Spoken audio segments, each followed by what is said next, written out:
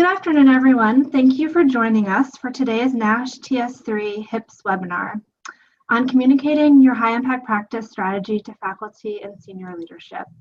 I'm Claire Jacobson, the Director of NASH's Taking Student Success to Scale High-Impact Practices project.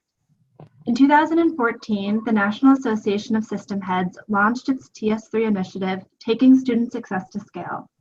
Collectively, TS3 is made up of 22 systems spanning over 300 institutions in 17 states. These systems are working together on 3 evidence-based initiatives: redesigning the math pathway, guided pathways using predictive analytics, and high-impact practices for all students. In 2017, the Lumina Foundation awarded NASH $1.2 million to focus on scaling high-impact practices. NASH selected the University System of Georgia, the Tennessee Board of Regents, the Montana University System, and the University of Wisconsin System to form the TS3 High Impact Practices Network. 2 of the primary goals of this network are to advance the scaling of high impact practices and develop new approaches to gathering and using data to drive improvement. To be successful in this initiative, to recruit students, faculty, administrators, and funders involves being able to tell a compelling story about why this work matters, who it affects, and how it is transformative. Data matters, but relying on data alone to convince these critical stakeholders is not enough. Your story matters. On today's webinar, Debra Humphreys, Vice President of Strategic Engagement for the Lumina Foundation, and the grant officer for this project, who I believe many of you have worked and whom Rebecca and I work closely with, will discuss strategies for effectively communicating about efforts to scale and measure the impact of HIPS. She will share with us how campuses can frame the research on HIPS to make their case for the importance of HIPS to the success of today's students. Debra leads the Lumina Foundation's stakeholder engagement and strategic communications work, while also providing direction for Lumina's substantive work on post-secondary education quality. She received her BA from Williams College and her MA and PhD in English from Rutgers University. She has decades of experience in higher education reform focused on issues of improving teaching and learning, curricular redesign, and quality assurance. Before joining Lumina Foundation in late 2016, she previously served as a Senior Vice President for Academic Planning and Public Engagement at the Association of American Colleges and Universities. She has also served as Director of Programs in the Office of Diversity, Equity, and Global Initiatives at AAC&U, where she directed programs on diversity, equity, and women's issues in higher education. In her work with higher education institutions, she has conducted academic leadership and faculty workshops on teaching and learning issues, and especially on the process of general education reform and developing diversity courses and requirements. Debra will now speak about this important topic, and we will leave ample time for Q&A. I know many of you are familiar with Zoom, but if you're not, we'll use the chat feature where you can type your question in the chat box. And I just want to apologize. Thank you all for listening. You can probably tell I'm somewhat winded. I'm getting over having laryngitis. So fortunately, you will not have to listen to me any longer. And Debra, thank you so much for joining us today. Thank you so much, Claire. And thanks to everyone for joining us today. Really pleased to be here. And I'm excited to do this particular webinar. Partly because I care both so much about the work that you all are doing that I really want to be sure that we can all communicate about its value in ways that will bring more people into the fold. So really excited to be here. And I also want to thank both Claire and Rebecca and the team at NASH and all of the people who have been working on this Taking Student Success to Scale initiative.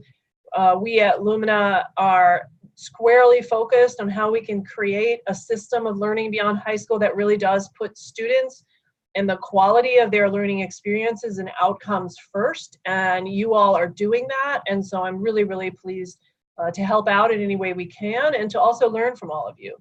So let me just say a little bit about our goals for this session and what we're going to work on right now. So what we want to do is help you develop more effective strategies and tactics to communicate about the work you're doing on HIPS and about the value of that work. And there's obviously different layers of communication. You can communicate about this work internally in your own campuses. But it's also the ability of you to do that and have people hear and understand what you're saying is all conditioned by a larger external environment in which a lot of other stuff is happening. So the way we've organized this is we're principally going to talk about your communication around the work internally. I am also, however, going to say a little bit about the external work because they're related. And there are some things that are sort of communications tools and new research on how communications really works that applies both internally and externally. So I'm hoping that a lot of the information I can provide will be helpful to you, no matter which audiences you're working on and who you're talking about on this. So the structure is going to be this. I'm going to talk a little bit about the latest thinking and research on effective communications, drawn from both the field of communications and also from relatively new research we've been aware of around cognitive science. And then we'll talk a little bit about how we are or could be using a concept of frames and framings to figure out what are our frames for the work that we're doing, and how do they match up with the frames that people already have in their heads about high impact practices. We'll talk a little bit about audience, since this is a sort of tried and true thing. You will not be effective if you don't understand the audience to whom you are speaking. And then I'll talk a little bit about the larger environment. As I mentioned, Lumina has been doing some narrative research about what is the landscape around post-secondary learning, and what are people outside of the academy thinking, and what are the frames in their minds. We won't spend a whole lot of time on that, but I'm happy to answer questions about it. And then we'll try to use all of that to talk a little bit about how to tell the story better. As Claire mentioned, we are trying to get and data is part of the story that you want to tell. But ultimately, the most important takeaway on communications is you have to tell stories, and you have to tell stories in a storytelling mode for people to really hear what you're saying. So we'll come back to that. We'll have 2 or 3 different times when we'll pause, and I'll have you all pose questions and maybe answer some questions. But if a question comes up just along the way, you don't have to wait for that. You can just put it into the chat. And the NASH team is helping me to curate those questions.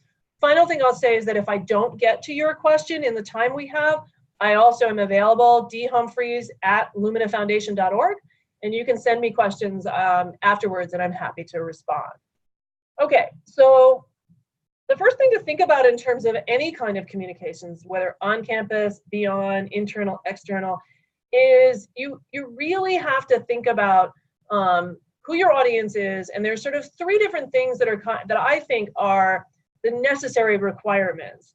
And if you don't have these, it's really, really hard to figure out if you're going to be successful. The second thing I will say is that communicating effectively, effective communications means not just that you're saying things really clearly, or even that people are hearing it really clearly, but it's actually driving their engagement and action. So from where I sit, I sort of set the bar pretty high for whether our communications is effective or not. It's not just, have people heard a message? Do they understand it? Do they agree with it? That's all great and hard enough. But you also want them to do something with it. So that's my frame on this. So there's 3 things. You really do need to understand what the existing narratives or frames are that people have on the thing you're talking about.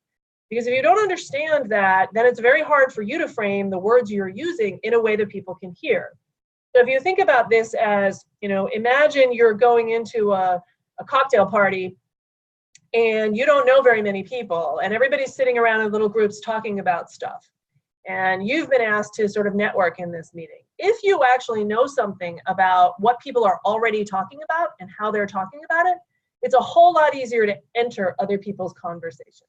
And that's the first. So you really do need to understand the existing narrative. You also need to understand the current way in which people get information and how those narratives are formed and travel. And so right now there's sort of 2 levels to that. Obviously, social media is a major way in which people are getting information. And you also want to think a little bit about your own internal communications. How do people learn about stuff on your campus? And how do the stories get told and spread? It may be through meetings, it may be through events that happen on campus, it may be more informal, but you want to think about that. And then the third ingredient is you really need to understand the cognitive science behind why people believe what they believe and exactly how they change their minds. So I'm going to start with number 3 first. And I want to say that this is why communications is so hard. And that is because there is an enormous power to the confirmation bias that is part of how cognitive science works. The truth is that on any topic, we already have ideas about it in our head. We have pre-existing narratives that are there, and they may be correct, they may be incorrect. That sort of in some ways doesn't matter to the power of all of this. But the truth is that if you tell a story that confirms someone's pre-existing beliefs, even in part, it will be more likely that your audience believes it. The second thing we know about confirmation bias, and this is really challenging for those of us in the academy who really believe in evidence-based reasoning and data and all those things that are really, really important to us. Unfortunately, simply exposing people to facts or challenges to their own mistaken notions, not only does it not work if those facts are contrary to someone's already existing beliefs, it can sometimes backfire and just reinforce those beliefs, which is a really fascinating and challenging thing for us, right? I'll give an example outside of our world. Right now, for instance, a lot of people are concerned about things that the Trump administration might be saying. They get out there with a story, it's based on facts that are simply wrong. But if those stories are already appealing to an underlying narrative that an audience has, simply getting out there and writing a story with a headline that says this repeats this thing that was said and then says this is a lie, that actually doesn't work, because what you've actually done is you've just cemented that idea even more firmly in people's minds. The this is a lie part just doesn't break through. So this is makes our jobs a little bit more complicated, although I think on the high impact practices work, there are a lot of existing narratives that we can tap into that actually will make this work. So let me say a little bit about this. So those are the things that stop us from understanding or believing something that we're communicating. So what does actually help with this, right? One is the source and the level of trust. So if you're hearing something from somebody that you know and that you trust, you are more likely to believe what they say, whether it's true or not. So that's something for all of you to think about in terms of your own internal communications. You know, who are the people on campus, faculty leaders, people in departments, student affairs people, whoever they might be, who are really trusted voices on the question of student success, on the question of student learning. Because if they're carrying these messages, they will be more likely to be believed. And then what I mentioned before, you're more likely to believe it if it harmonizes in some way with other beliefs you have. So that doesn't mean it has to be exactly just me repeating back what you already think. It just means that if I'm telling a story that taps into some and harmonizes with some of the beliefs that someone else has, that's going to be more successful. And then there is this overlap with the existing frames of reference. Ultimately, the way I think about this is you need to sort of deliver your message and story in a way that kind of creates a sense of cognitive ease in people, and it doesn't trigger a kind of defensive posture on the part of people where they immediately think, oh, wait a minute, I'm being challenged. And if you do that, the truth of the matter is the way our brains work is if we perceive danger or something that is threatening, that part of our brain is really powerful and it works more quickly than the more analytic part of our brain that can kind of say, okay, well, I'm just going to objectively look at this data and see what's happening here. So what that means is it's really important what you say first, because you don't want to be triggering that defensive posture where your brain starts to like turn off its ability to sort of analyze a situation objectively. So the first thing that's said is really, really important. It influences perceptions, judgments, and most importantly, emotional responses.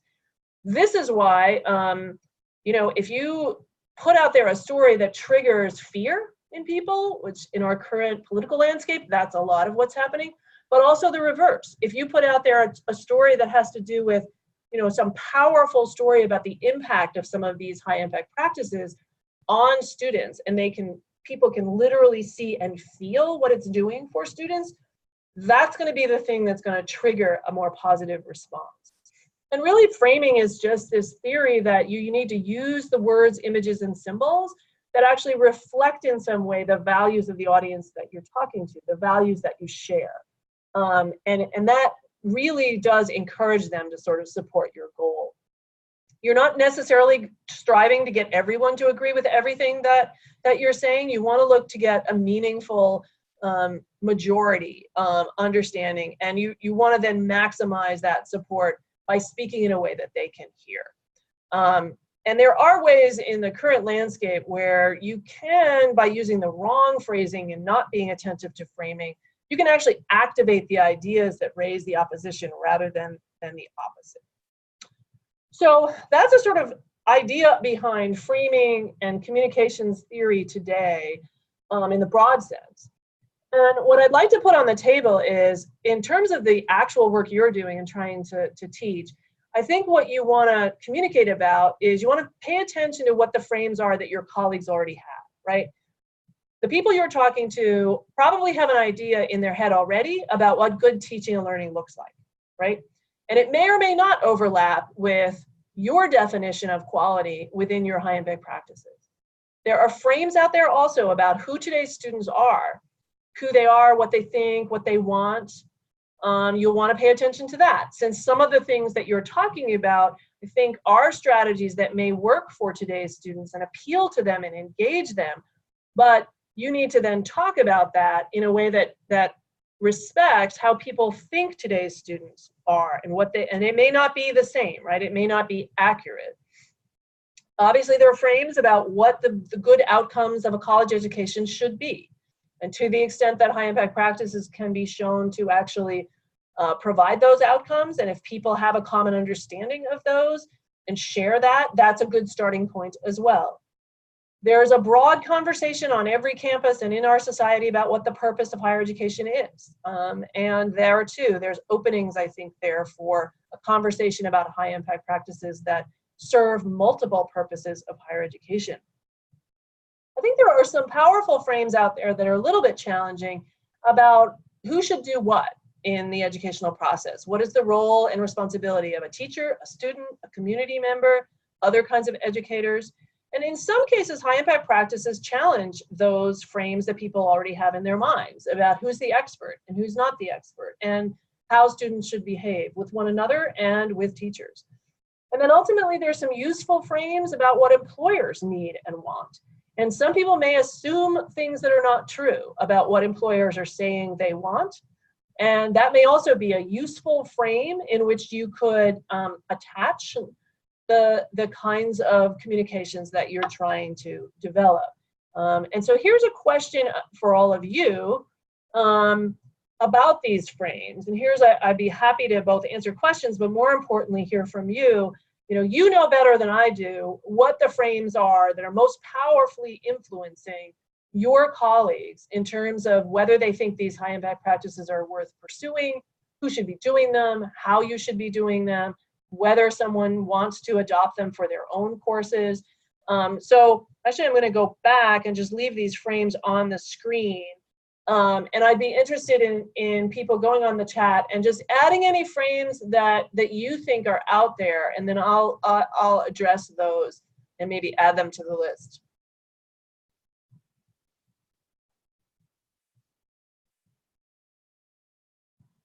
And it's also fine for you all to just go ahead and pose questions to some of the earlier comments I made about what frames are, or how the current thinking about cognitive science influences how we can be effective communicators. Okay, so a couple are coming in, which is great.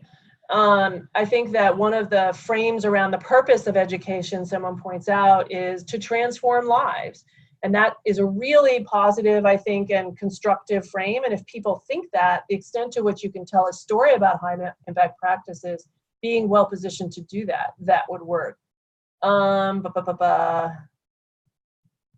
Yeah, a useful frame might be the need to examine equity and outcomes. I completely agree. I think that equity is one of those areas where people have a lot of frames in their heads about what educational equity really means. And and underlying that frame is a whole lot of other frames about what students can do and how capable they are, and what they bring as a sort of asset-based model of education. Let's see, I'm looking at some others here. Right, so there are some beliefs about working adult students and whether they actually have time for high impact practices. That's a really interesting one, and I think very, very relevant. And to the extent that you can point to high impact practices that you are maybe redesigning with adult students in mind, then that could appeal to that. Some, high impact practices have to do with work or work integrated learning kinds of opportunities that adult students might be able to be better attentive to. HIPS is just good teaching. That's a frame. If they have that frame, you're in good shape. Then you can really make the case. Frames about available resources. Yeah, I think that's are really, really valuable and important for you to address right up front. Here's how we're doing it in my department with the budget we already have, or here's how we're not just adding on new things, but we're taking the things we're already doing and just doing them in different ways. There are definitely ways you can message around the resource question. I personally always feel like I want to start not from resources, even if I want to eventually get there, but instead start from what are the real values we hold, what are we really trying to do for students, and what are the best ways we can get them to it. If you start there, you're already like tapped into people's deeper commitments about students, and then you can talk about resources. There's clearly frames out there that this is just a fad. It's like just the latest shiny object and they don't do what they claim to do. We'll come back to that in a moment because we are going to want to look at the data part of this. And I think that in any kind of internal communications in the academy, data and research are an incredibly important part of how the storytelling needs to go. All right, so I'm going to move on.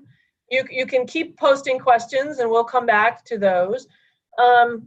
Couple of things, though, continuing with sort of what we now know in light of this idea of framing, in light of the cognitive science, what are some actual tactics to use, right? So first, you really do need to know your audience. And I think you want to not just go entirely on anecdotes or what you think your colleagues or students think. You don't assume they believe or understand things exactly the way you do, even if in a broad sense, you can say, well, yeah, most of our faculty really do know who today's students are and what they need. You might want to actually dig a little deeper than that, either through focus groups or other ways in which you want to gather some information. Also, I would say in terms of communications, we often think, oh, well, that's really not my job. That's like there's some comms person in the provost's office or in the communications department, PR department, and all that storytelling happens by someone else. We all have to tell the stories of our work. And if we really care about it and we want more people to understand it and do it, we all have to take on the storytelling responsibilities. Right now, also, it's incredibly important to use multiple channels to get your stories out. You all know this.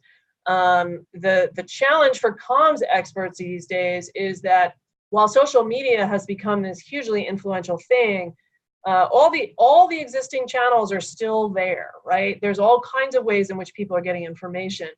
Here too, I think you want to pay attention to what's going on your own campus. Where do people hear about things? Is it on Facebook? Is it on Facebook? Is it on Instagram? Is it on email chains and email newsletters that go out? And that part you kind of have to do your own homework on that. Where are people hearing stories about what's going on, and then tap into those. Also, you do, once you understand the audience, you want to tailor your messages to them, which is not to say you're going to say something, you're going to change what you're doing or you're going to change the story, but you might change the starting point for the story, right? And the good news about social media is that you can actually test. Like, you could come up with some story you want to tell about the project you're in and the high impact practices that you're using. And you could, test things out on social media. You could go to Facebook and post the story in 2 different ways with a different headline, with a different starting point, with a different sort of question at the top. And you can see when you do that, who clicks through, who comments, what do they say? And what you'll find is it really very small shifts can really affect whether people are hearing what you're saying, and more importantly, whether they're engaging with what you're saying. Just sort of where your starting point is, how you describe what you're doing can really, really change things. And then the final thing is, don't assume that if you say it once and you think people have heard it, that it has broken through. There's a ton of noise out there everywhere, and you have to repeat and reinforce all the time. So this is just some sort of summary of a lot of what I've just said. There's a whole bit of trends, particularly in communications in the social sector, meaning in philanthropy and nonprofits. People moving to less sort of top-down, I'm going to issue a news release about something, and more, let's stop talking at people and instead have conversations with them. And I think the work that you're doing lends itself very well to that kind of authentic engagement. You know, how can I start a conversation about how students are engaging with these kinds of practices, and have a conversation with the students themselves and the people who are delivering it. And there's a lot of more data-driven planning going on all this, and I'll say a little bit more about that later. And again, this sort of multi-channel digital and social media strategizing, and most importantly, communications is all about storytelling, and you're just not exempt from it. You cannot be successful unless you're telling compelling stories. All right, so I want to go back to audience for a minute. And first I want to say that you all know your audience better than I do. Like, you really do know who your students are, who your faculty are, who your colleagues are, and what they think. But I thought that I would just pull out what I think of as some important data points about two parts of the audience, students and faculty. I think it's really important to understand that while students have really high aspirations and we have a very broad sense of the purposes of college, that the getting a better job component of it is incredibly important. And that number on there, you know, it's gone up quite a lot. It was really high to begin with. It's even higher now. And I think the important thing when you dig a little deeper into this polling data on this, it's not just I want to go to college and I want to get a job. It's I want to get a better job. I want to get a meaningful job. I want to become a professional. I want to move up in the world in a broad sense. And that's where some of your practices are very well designed to help paint a picture of how their education can help prepare them to be successful in the professional world. And I would say that another data point is there's not a lot of confidence. Students lack confidence that they will be getting what they need to succeed in the workplace. Some of them really are, but they just don't know they are. Some of them probably are not. And a lot of it has to do with the changing nature of the workplace, which is very volatile and difficult to really predict. But again, I think the work that you're doing can actually raise these confidence levels, because part of it is just helping students see how what you are asking them to do in your classrooms, in your high impact practices, in your programs, is actually providing those outcomes. The other thing that we know from the research is that we are not being judged as helpful as they want us to be. So students are saying they're not getting the kind of help they need from academic advisors, from some faculty, from mentors, from the career services. And the other research we know is that students actually really want more practice applying what they're learning in real world settings. That's what they're looking for. They don't want to wait to do that until later. And again, you've got some really great high impact practices I'm sure that you're doing that will really enable people to do that. So appealing to something they are in fact asking for would put into action this idea of telling the story in a way that people can hear. So a little bit about what faculty think, right? So that's a kind of very overview of where I think some students are, and you, again, know better at where your students are. This is just the most recent data on just 4 data points, so there's many more, but this is just 4 data points on what are some of the highest priority things that faculty think are most important in terms of what they do for students. That they do think it's really important to prepare students for employment. And of course, to prepare them for graduate or advanced education. They also think that we should promote students' ability to write effectively, and we should be teaching students tolerance and respect for different beliefs. These are very high. These are like above 70% of faculty think this is what they should be doing. So again, some HIPs are designed to be made of them better. That starting point, assuming your faculty are reflected in this data as well. So like I said, this is national data I pulled out, but honestly, you know your audience better than I do. I would encourage you to think about spending a little time trying to get a sense of how your own audience thinks about these things.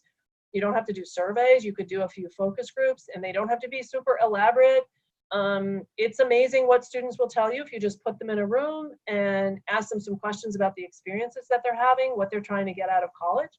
You could also do some faculty focus groups. You also could do a little bit of research on how do individual departments or your institution describe what they're all about. You have mission statements, you have vision statements, many of your departments have learning goals.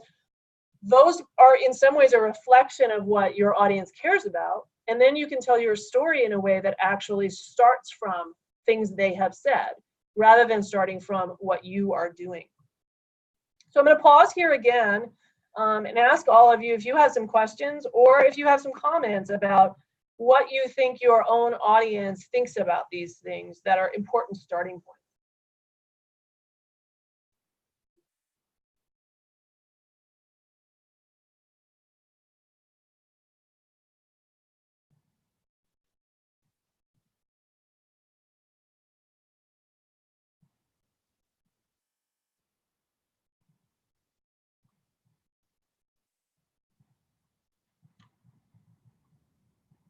I'm also interested if anyone has good ideas about other ways for people who care about HIPs to just learn a bit more about their audiences. Some of you may be doing some things.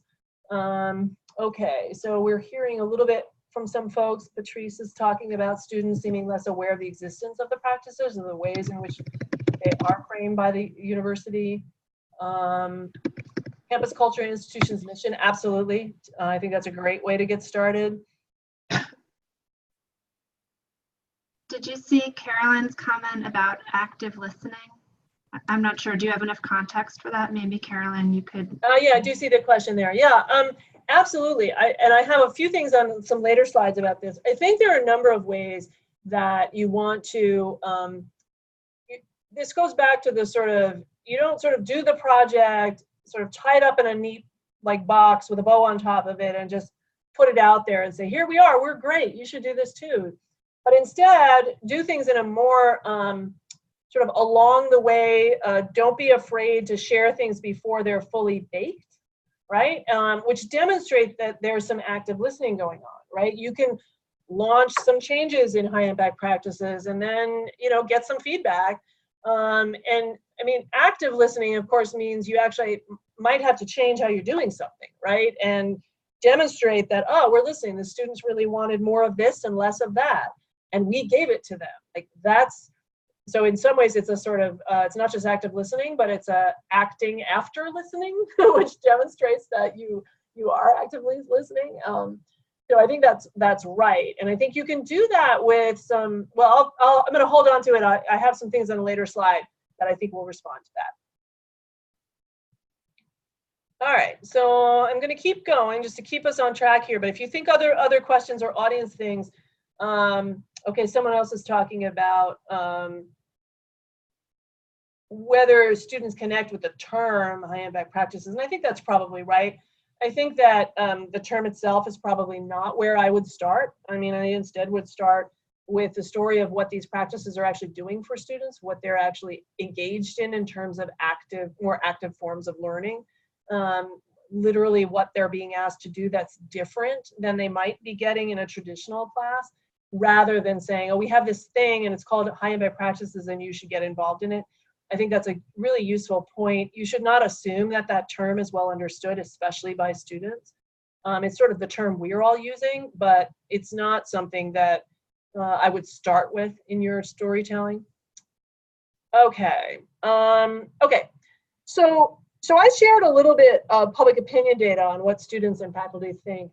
But one of the things that we're really learning about that is that polls are useful, but they're not as useful in this idea of narratives and framing as they can be, and as other forms of research can be, because they basically just tell you what people responded to a bunch of questions on, right? But it doesn't necessarily tell you why they answered the questions they did. What are those underlying beliefs? And so there are a couple of new ways that you can try to get at that. Obviously, focus groups are a bit better at getting at that. You know, if you've done a little survey and you've heard back from students that they're interested in this, that, or the other thing on the survey, you can then do a focus group and say, so why? You know, why did you say that was important and that wasn't important? Or why did you say that your experience hasn't been what you wanted it to be? Or, you know, whatever you're hearing. You can dig a little bit deeper with a focus group. We are also doing some research, however, using a firm that is doing some big data analysis of all of the articles and information and narratives online about post-secondary education. So it's a big data project. It's basically trying to go online and use an algorithm and some quantitative and qualitative analysis, filter out as much noise as possible, and try to surface the underlying narratives behind ideas and discussions about post-secondary education. And I thought you all just might be interested in this. We've been doing it for about 2 years.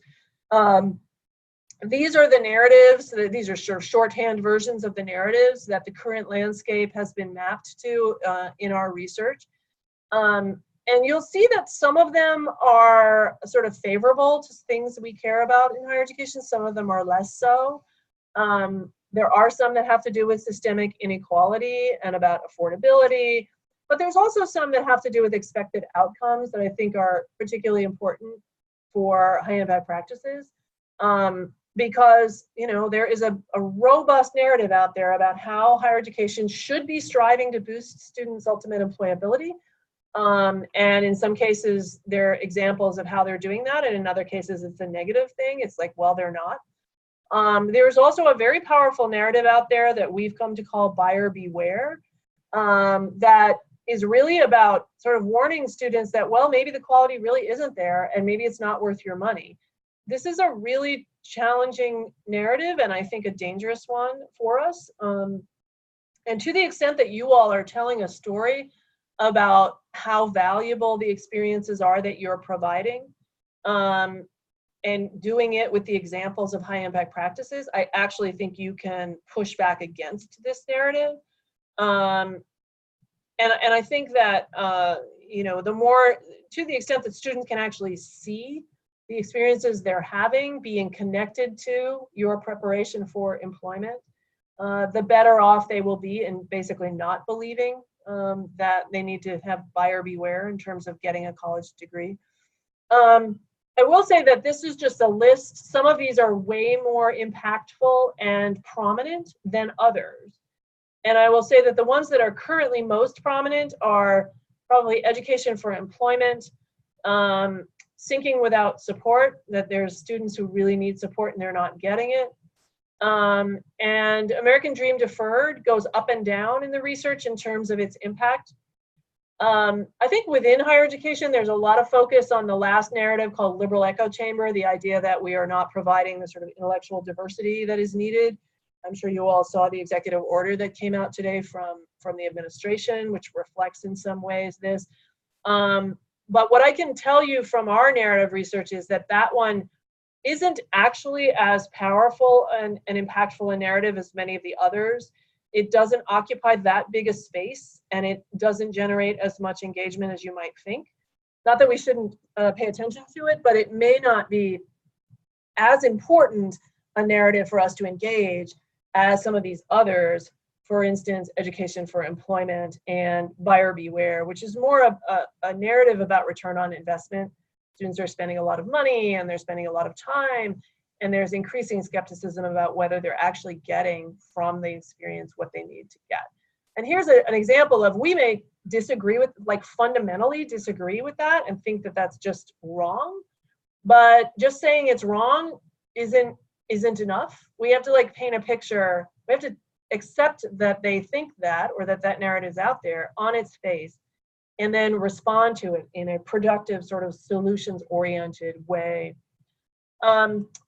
So how do you use this kind of research? You could do a similar thing in a more informal way, kind of just looking at sort of how the message boards are going and who's talking about what on your campus and what are the narratives. And then there are various ways you can use that research. You can say, oh gosh, there's an interesting narrative going on about active learning and how students need more of it.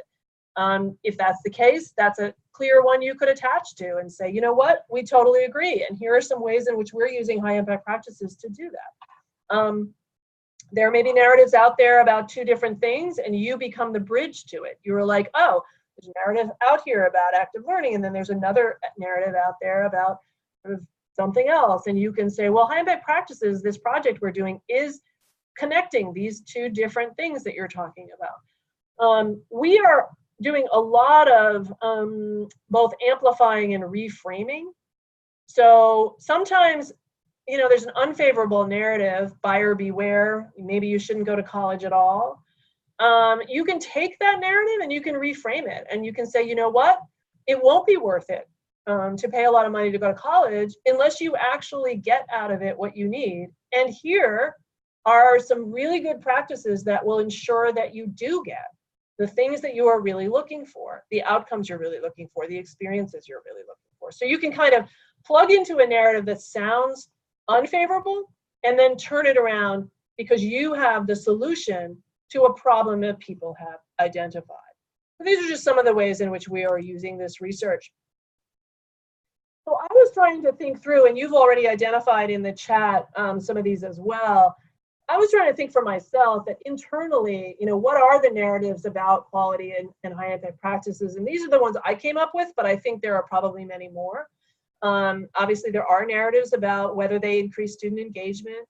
I think there's a very valuable narrative about helping students see the relevance of what we are asking them to do in their courses and in their requirements. There is obviously a narrative about whether they promote active learning. I think there's productive, favorable narratives about them being a vehicle for reaching certain diversity goals. On many campuses, there's a narrative about how we need to break down silos between campus and community, or between the academy and academic and student affairs. There's narratives about how we might revitalize general education. All those narratives are favorable to you telling a story about high impact practices. Now, some of you have already identified the narratives that may be unfavorable. Students don't have enough time for them, they're too expensive, they're just not feasible for all students, they're not equity-minded. And there too, though, those are unfavorable ones. Some of them you could start there and reframe, right? Are they too expensive? Well, if they're actually increasing retention rates and graduation rates, maybe they pay off in the end. Do they take too much time? Maybe they do. And if we are taking our high impact practices and changing how we implement them and how we enable students to participate in them, maybe we can embed them in things that students are already doing and already spending time on. Maybe it's a matter of whether there are things students don't need to be spending time on that you could take off their plates and replace it with something else. And obviously the participation in the NASH project is all about how we can really make these things more equity-minded. And so again, people think they're not equity-minded. To the extent that you're actually working to make that happen, you could easily take that narrative and reframe it to tell a positive story. So here I want to pause again and ask if there are questions about that, or if you want to fill in any additional favorable or unfavorable narratives that you might have. There's one here that I think is really right. The idea that you're moving the needle for those who need it most, and you're moving that needle, I presume you mean on student outcomes and student success, and you're moving that needle further for those who need it most. I couldn't agree more, and you can tell the story about that, I'm sure.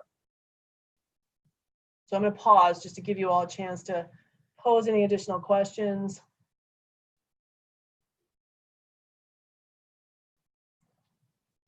Yeah, you're right. That narrative out there about college not being the right option for some students, that is very prominent in our research too. It's that buyer beware narrative.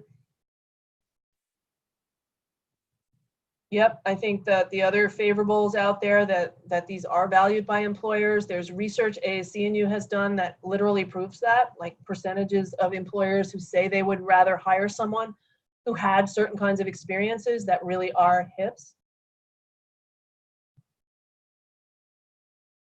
Yeah, and that question about how can they be favorable to diversity goals, but at the same time not equity minded. So that's a really important point. The narratives that are out there are not necessarily all true, and they're not necessarily all in sync with one another. So you may have a campus where some group of people believes that these are the best ways to get at diversity goals, and then there's another group of people that just thinks because they are only provided to some students, they are not equity minded. So you can have that, you can have multiple narratives out there that are not necessarily in sync with one another.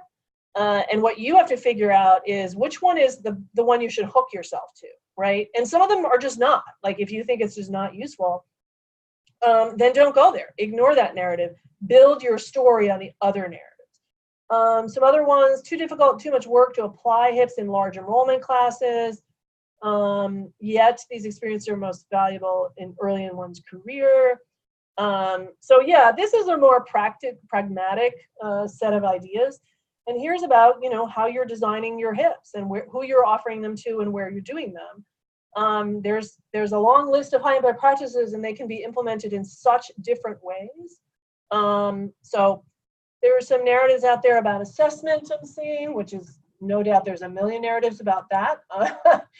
That we could probably do another whole webinar on that.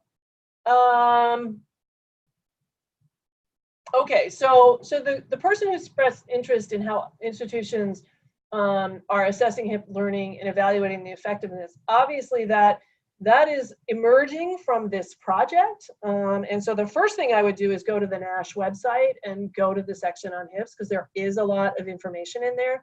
And people, I see that Jillian Kinsey is on here too, and so I will say that the NESI site is another place you can go to find not just NESI results, which are interesting, but also narratives about how institutions are taking this information about HIPs and scaling it and using the research from NESI, which is a lot of which is about HIPs, and actually changing practice and scaling. So there's the project itself will be producing some of that.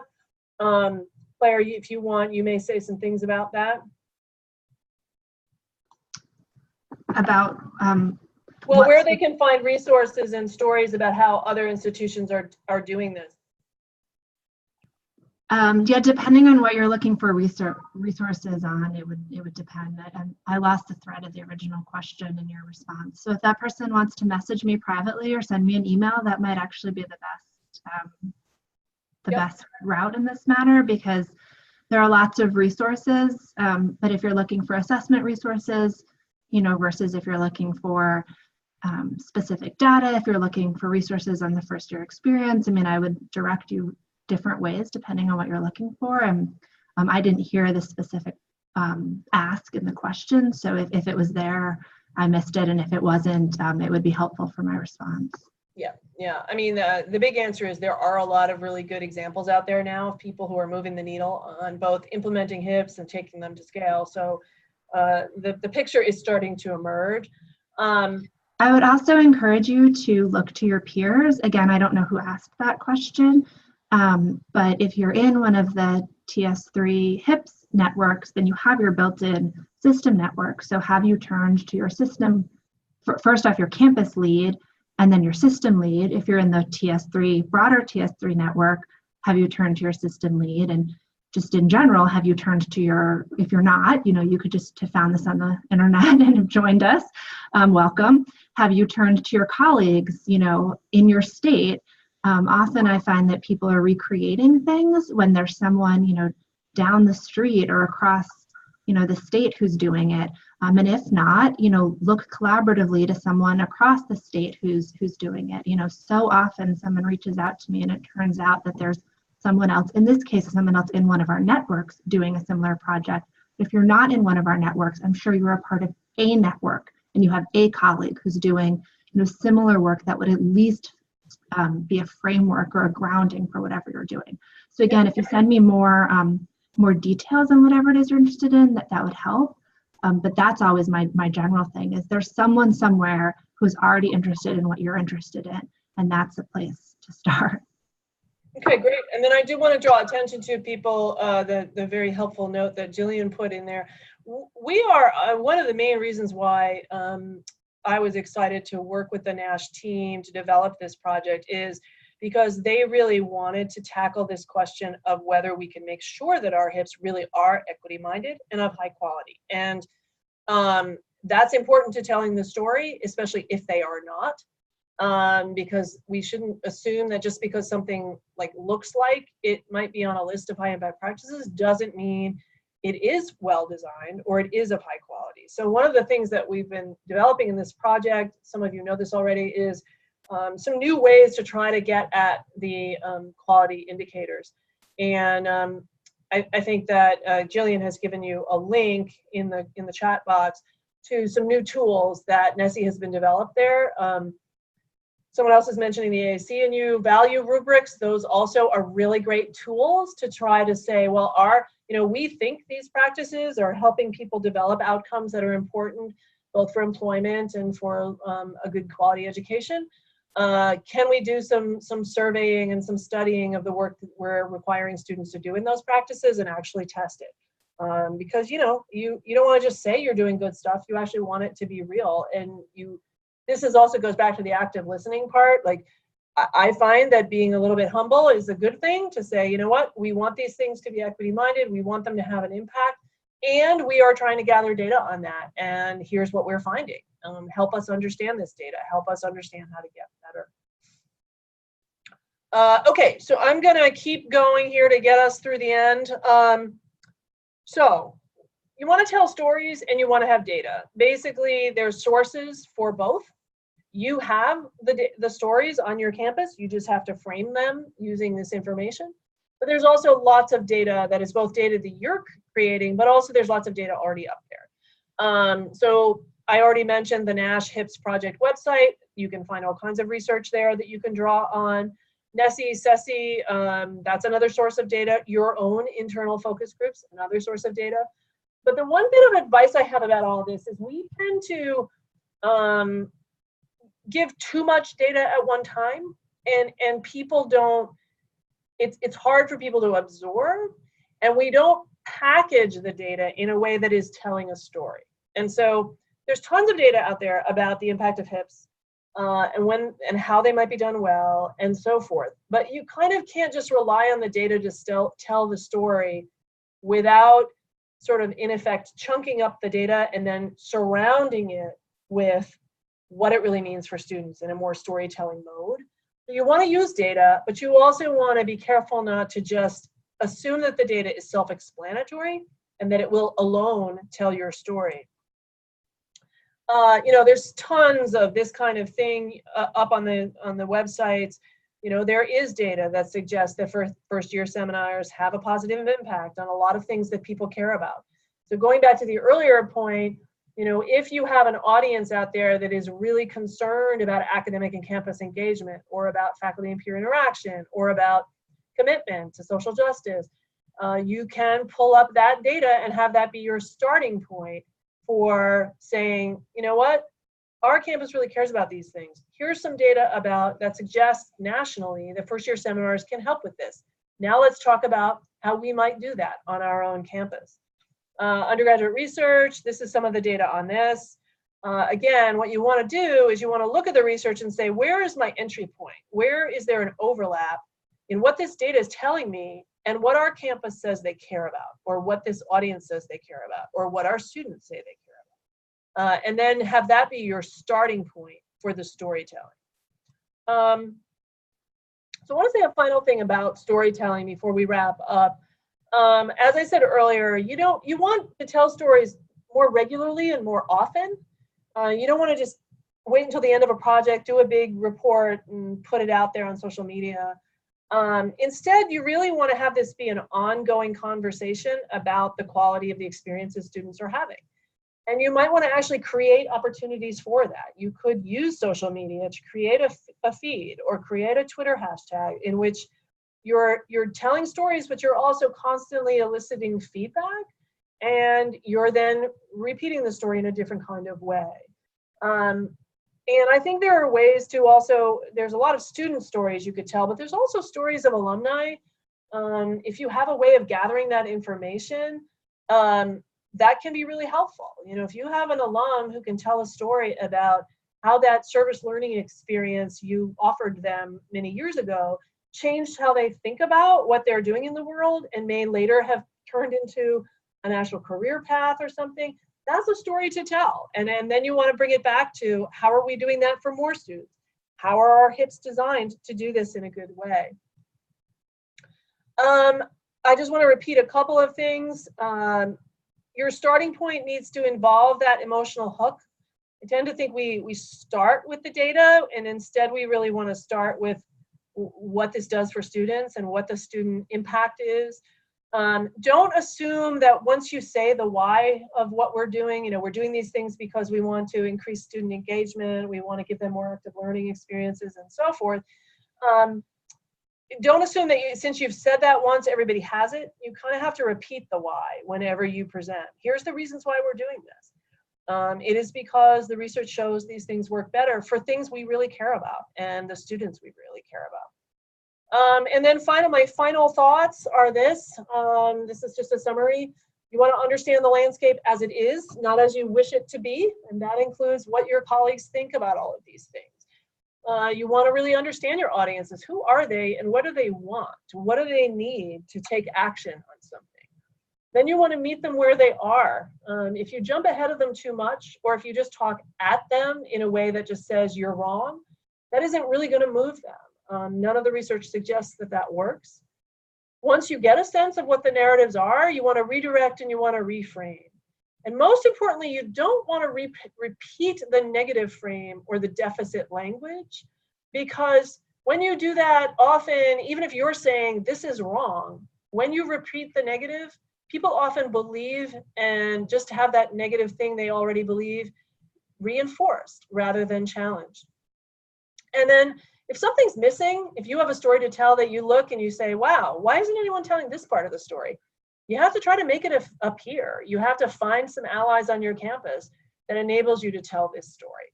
So those are my final thoughts. I'm happy to answer questions now or later. And I really appreciate everybody spending a little bit of time. I know you all have a lot of really good stories to tell, and I'm happy to answer questions after the fact or in our last couple of minutes.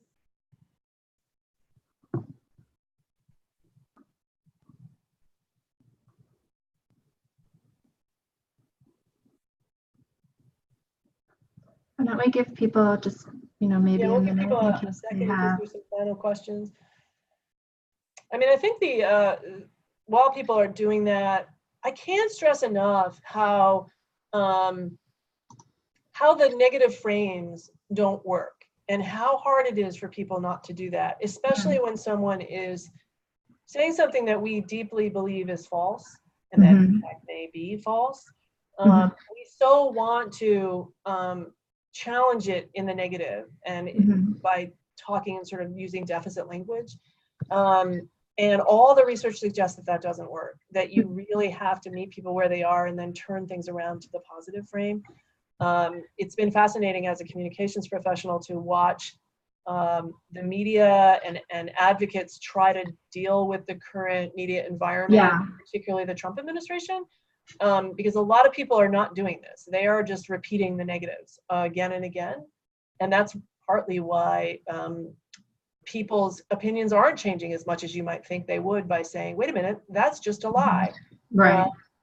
Unfortunately, those underlying narratives are more important than whether it's a lie or not. And I think the order of what you said about that, I think that's so fascinating, because I did research on how student teachers should deliver work with parents, and part of that was delivering bad news. Yeah. And the order in which you communicate messages is really important. And so most people are taught the compliment sandwich, which is actually not an effective way to deliver bad news, because people can't hear what you're trying to say. Yeah, And so it's really interesting. I think that that's fascinating what you're saying. It just really reminded me of that. But it was really hard for us to get people to move beyond that, because they actually heard the opposite of what you were saying. They said, but you're being so negative. And it was like, well, no, you're actually being straightforward. Think about that. If you call and you say to someone, you know, you give all this praise, and then you're sneaking in the real issue. Whereas there's a difference between being direct. But it was a really hard thing to get people to shift. Yeah. So yeah, it's interesting, like not only not going negative, but the order in which you deliver something. But I was wondering if you would talk a little bit about how maybe we could shift to what you talked about was largely about verbal messages.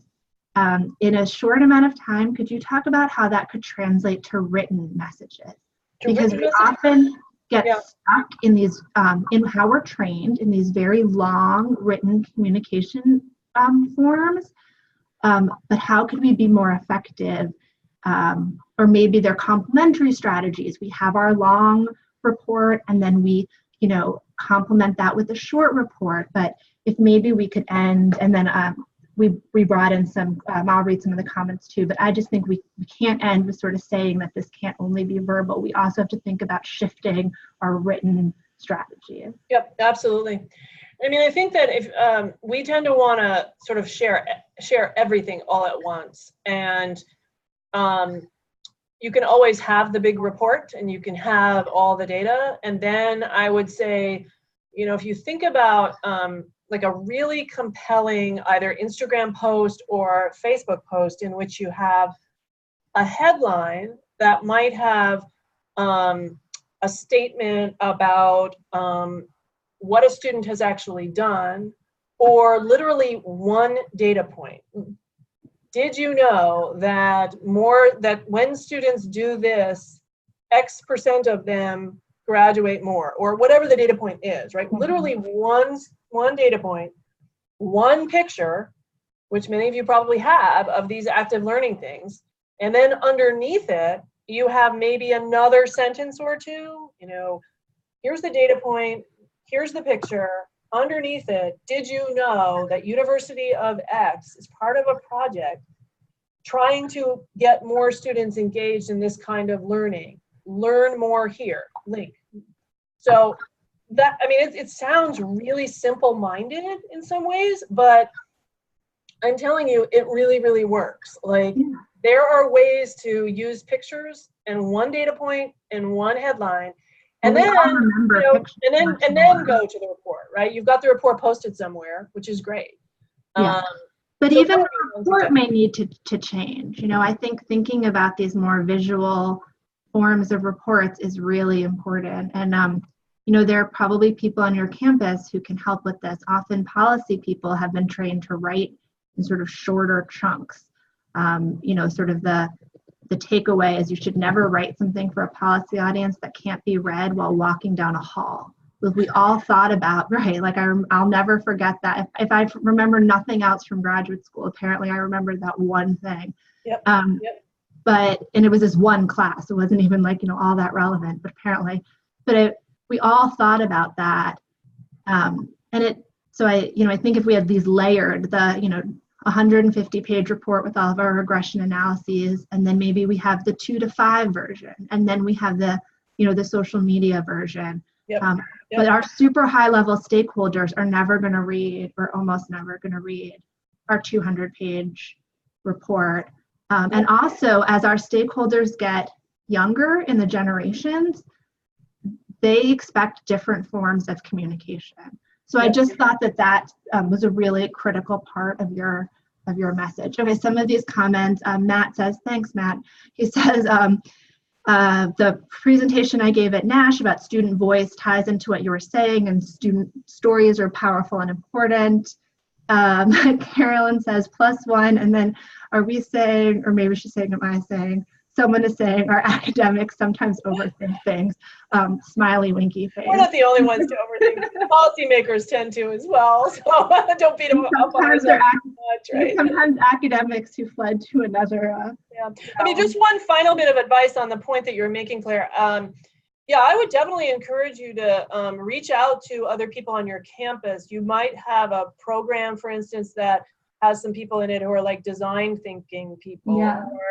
or just students who are particularly good at social media stuff, and literally share your information with them and say, you know what, how would I do this? Like, help me understand what would be, you know, a visual representation of the work that we're doing, or, you know, using new tools of visualization about data can really dramatically change how people see that data. If you have someone on campus who's using these new design tools to take data and tell a story about it, reach out to them. And you know, Deborah, it graduate sounds students on your campus who would love to do this as part of their own work. It sounds like, Deborah, that would become a high impact practice for that. It could be. It could be. So, no, but really, like, I mean, I can tell what I want the data to maybe look like, but I don't have the skills to create visualization, nor frankly, is that necessarily something I should be, or many of us should be investing in, because it's a different skill set, right? Yep, but exactly. Like, I mean, this is why you have to, like my last point, it's why you really do have to find allies and work together. You can't have all the skills, you know. You're expert in the educational part of what you're doing, and you can tell stories, but you need other people to help you to understand what can be heard, and then also to tell them in new and different ways. Yeah. The good news is that this stuff is not it's not that difficult. Social media is pretty easy to use. As we all know, it can be used for ill, or it could be used for good. And to the extent that you can use it for good, that would be great. So thank you all very much. And like I said, you know what, I will write in here myself. As she's writing her her email in the chat, in case you want to follow up, we would just really like to thank Debra for joining us. This brought together so many of the things that we've been talking about, as Matt so kindly pointed out in the chat. Many of the themes from our convening, many of the things we've been talking about bringing student and professors' voices to the forefront, about how HIPs, you know, need to be sort of foregrounded in all of our initiatives. I thought this tied together so many strands that we've been discussing over the past year and will continue to discuss. And Debra has a super hectic schedule, as do many of us, but just, you know, sometimes she'll be talking with us and, you know, I ask what city is she's in. So for her to find an hour. I have to actually be home today, so that's good. I'm leaving from Montana yesterday, including visiting the NASH team there, so that's awesome. The SHIO team working on this project, so that was nice. That's great. I can't seem to get my email to go up there. Can you put it in there? It's dhumphreys@luminafoundation.org, and I am happy to answer any questions online.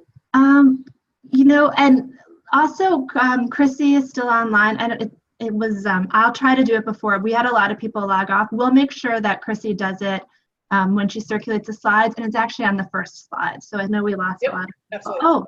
Oh, awesome, Chrissy.